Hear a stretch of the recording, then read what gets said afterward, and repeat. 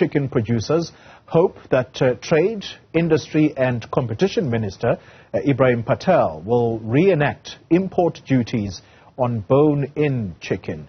Patel plans to revise the policy following a 12-month suspension of the tariffs against several key trade partners. This as the industry battles load shedding and adding to the production costs. Joining us now is the Association of Meat Importers and Exporters, CEO Paul Matthew. Mr. Matthew, thank you very much for your time. Quickly put us into the picture here. What seems to be the concern for chicken producers in South Africa? Yes, good morning to you. So obviously we're a little bit different than the chicken producers. We do all the imports. So the chicken producers is obviously the South African Poultry Association. But they have been pushing Minister Patel for quite a while to reinstate the anti-dumping tariffs that were a year ago proposed on Brazil, Denmark, Poland and Spain. Obviously, Brazil being one of our major importer partners, we opposed them as the importing sector, and which the minister then granted a year suspension on those tariffs. We now sit in a situation that Minister Patel needs to make a decision, either if he now brings those anti-dumping tariffs into play or if he suspends them further. So that's where we are currently. And the understanding is that the call, in particular from the South African Poultry Association, is for the minister to impose these duties, these anti-dumping duties permanently. Is that something that you think could be in the offing or something that government could consider? So I think Minister Patel's at quite a crossroads, because obviously his view is going to be how does he protect the local producers, but he's then got to take on the other hand is the importance of imports. So imports that come into the country keep local prices in check. So as you can see in the last 2 years with previous other general duties that have been applied, how the price of especially bone-in chicken has gone up. So I think the minister needs to take into consideration the consumer. So we talk a lot about food security in the country, but I think the main play here is going to be security, food security in terms of affordability. So I think Minister Patel's got quite a big decision, because if he applies these duties, there is a very good chance that once again chicken price at the till for the consumer will go up. Yeah, and you've answered in part what I exactly wanted to ask you next, because on the part of producers, the impact is quite clear and it is obviously financial. But for the consumer, how big is that impact going to be? Yeah, it's going to be big. I mean, very interesting stats currently that we have been analyzing. So bone-in chicken, as we call it, also known as the brown meat, is very popular in South Africa. Obviously, it's the bone is something we like to put on our bra. It's a very popular protein eaten with South African consumers. However, since the general tariff of 62% was applied in 2020, we've already seen a 15% increase at the till of bone-in products. And if you look at the data that we are analyzing now, it's what's happening. The consumer is going to, especially the poorer consumer, is going to the processed foods, and funny enough, going more on the pork. So if you see the affordability now between your chicken and your pork, is that, and which I'm sure the pork guys are very happy, is that the consumers now go more on the pork side, because it's becoming an affordability issue. So the minister needs to think of this very, very carefully, because what we did do, and I think it's quite an interesting point here, is that when we all got together with Minister Patel and we signed the Poultry Master Plan, which is the roundtable of the local producers and the importers, Minister Patel said to the producers you must start exporting. So if you take the rest of the world, especially the EU countries, they love the white meat, they love the breast meat, they don't eat the brown meat like we do, the bone-in. So therefore, South Africa could export our white meat, which is not popular here, into EU, and you could actually get and expand your businesses, which will offer more jobs, which will be increased revenue by doing that. And unfortunately, that hasn't come to play. And I think that's a crossroads. Minister Patel needs to look at that. Why aren't the local guys exporting? Why are they seeking more protection? And I think there's some really serious discussions now to happen to see, is this poultry master plan really working? Is it achieving what it wanted to achieve? And so it's going to be very interesting what he will do in the next 2 weeks.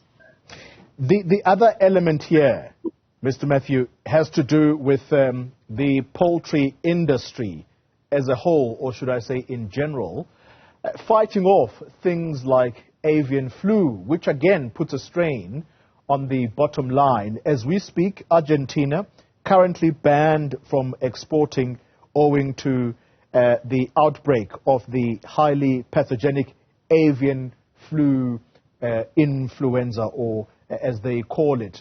How concerned are you that over and above the issues of import duties, you now also have to battle things like avian flu? Yeah, very, very important issue. So let's just look at our environment that we're operating. We have AR, which is HPAR, in South Africa already.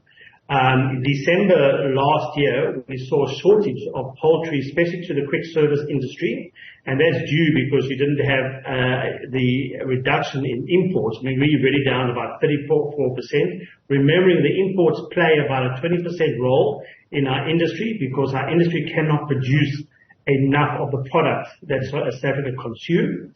And then you look at the rest of the world. So our trading partners in the EU are currently all closed, except for Ireland. They're all closed because of AR. You're 100% Argentina's closed now. There is this whole pending of an AR breakout in Brazil. I mean, that could happen. They've already seen some outbreaks in the wild birds. So obviously that's a big concern. We are watching that. And let me just paint a scenario for you, which would be devastating for this country, is that South Africa, we probably, we bring in a huge amount of what we call MDM, which is mechanically deboned meat, which is used as the process to manufacture your likes of your polonies and your manufactured foods. The problem being South Africa local poultry do not manufacture MDM. So they don't take the carcass and use it MDM. They take the carcass and rather package it for soup meat. So our situation is that if Brazil closes, we are going to close an entire manufacturing industry in South Africa, which will be devastating for job losses. But worse on that, it's currently that is what your poorer consumer is busy consuming now, is those proteins, those polonies, those sausages. That's what they're buying. You now take that out of the equation, and yes, as a country, we have a problem. And so besides what Minister Patel needs to make a decision about tariffs, we need government also to look and say, what is our plan should Brazil get AR? How are we going to approach it? How are we going to ensure that we get MDM into South Africa so we can keep the manufacturing industry alive to supply what the poorer consumer is busy eating at the moment? So we're in a very peculiar situation at the moment. Sounds like you're describing a potential existential threat to the industry here, Mr. Matthew. Let me conclude with what some have called a far bigger threat, and that is that South Africa potentially being suspended or exiting the AGOA free trade agreement. We know that the very same minister you and I are talking about has just been to the US to say, let's actually renew the AGOA agreement, and he is doing this way ahead of the renegotiation period, which is in 2025. how big an impact would it be if we were, one, suspended, or two, completely taken out of AGOA?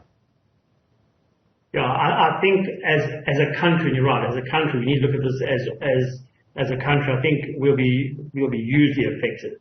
So poultry is a very small part of the AGOA agreement. So obviously, poultry that comes into South Africa through the US is on a quota system. So what that means is only a certain amount of tonnage of poultry that's allowed in. But I think the bigger picture here is obviously the other industries, the motor industry, obviously our fruit side, what gets exported into the US. So I think the implications of being suspended or even taken out of AGOA has a huge effect as US being a trading partner of South Africa. And I think not only AGOA, I think governments just really got to take a look on how and what we do as a country when we talk about tariffs, when we talk about anti-dumping tariffs or just general duty tariffs that we apply on all these items to our trading partners. We're making it very difficult for our trading partners to trade with South Africa. And the principle about trade is reciprocal. So what we bring in, we need to export. And if we start making it very difficult for trading partners to import, I'm telling you now it's going to be very difficult for us to start exporting. And obviously that's going to have a huge revenue problem for the country. So I think we need to take our trade partners more seriously. We've got to really view what we do with tariffs and safeguards and anti-dumping, and we've got to ensure that we're not cutting ourselves out of the international trade. So important thing is that as a country as a whole, that we remain in AGOA. I think that's going to be very important. Thank you very much for your time. That's Paul Matthew, CEO of the Association of Meat Importers and Exporters.